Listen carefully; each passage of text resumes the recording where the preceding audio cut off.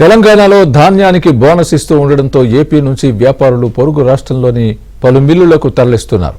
గత 20 రోజులుగా ఈ వ్యవహారం నడుస్తున్నా అధికారులు మాత్రం పట్టించుకోవడం లేదని రైతులు ఆరోపిస్తున్నారు.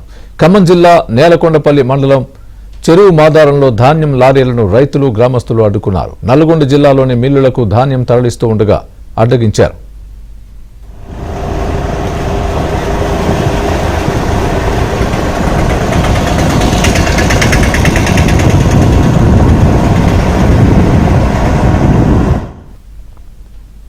తెలంగాణలో సన్న ధాన్యానికి మద్దతు ధరతో పాటు క్వింటాకు 500 రూపాయల చొప్పున బోనస్ ఇస్తున్నారు. దీంతో అక్రమార్కులు మచిలీపట్నం, గుంటూరు, విజయవాడ, తెనాలి నుంచి దళారులు లారీల ద్వారా సన్న రకం ధాన్యాన్ని తెలంగాణకు తీసుకువచ్చి విక్రయిస్తున్నారు.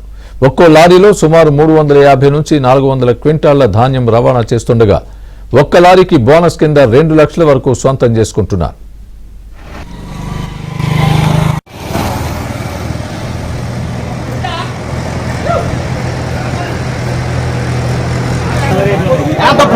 ఆయన గెలిపించారు బాగాలేడని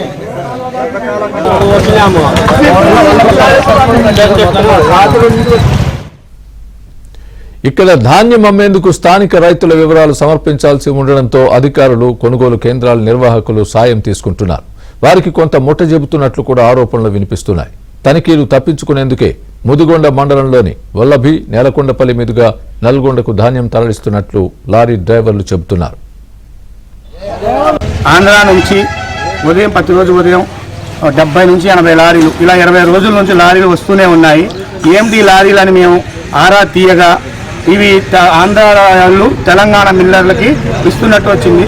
ఈ అసలు ఆంధ్ర లారీలకి తెలంగాణలో సరిహద్దులో రావడానికి ఎటువంటి అనుమతులు లేవు. ఈ అనుమతులు అని అడగగా చెక్ పోస్ట్ అధికారులు 10 ఫామ్ ఉంటే వాటిని ఖచ్చితంగా మేము చేసి కట్టించుకోవాల్సిన బాధ్యత మాకు ఉంది అన్నారు.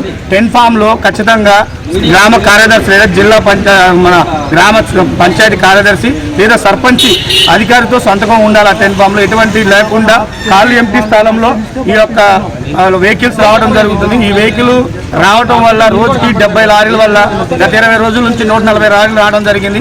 ఈ 140 లారీలు రావడం వల్ల మిల్లర్లు, మన తెలంగాణకు సంబంధించిన మిల్లులు మొత్తం నిండిపోయినాయి. మన తెలంగాణ ధాన్యం ఎక్క మడులలో అక్కడక్కడ ఉన్నాయి. అదే అని అడిగితే మిల్లులు నిండి ఉన్నాయని మన ధాన్యం కొనలేకపోతున్నారు. దీనివల్ల తెలంగాణ రైతుకు క్వింటాకు 500 రూపాయలు రావాల్సిన బోనస్ రాలేకపోతుంది. ఇటువంటి ఆంధ్ర రైతుల పెత్తందారిని ఇక్కడ ఉన్న మిల్లర్లు, స్థానిక అధికారులు, వ్యవసాయ అధికారులు, మార్కెట్ అధికారులతో కుమ్మక్కై ఈ యొక్క అవినీతికి పాల్పడుతున్నారు. ఇటువంటి వారిపై కఠిన చర్యలు తీసుకోవాలి. తెనాలి నుంచి హుజూర్నగర్ ధాన్యం వేసుకొని వస్తున్నాం. తరలించుకొని ఇక్కడికి రైతుది పోలీసు వాళ్ళు పట్టుకున్నారు. ఆ చెస్ కట్టినాము. చెస్కి 500 ఎక్స్ట్రా కట్టి 6500 కట్టి చెస్ కట్టుకొని ఇక్కడికి వచ్చాము. పోలీసులు వచ్చి ఫైన్ వేసినారు. స్టేషన్ కాడికి వచ్చి ఇది మిల్లు ఒక్కొక్కటి మిల్లుకి వేస్తారు సార్.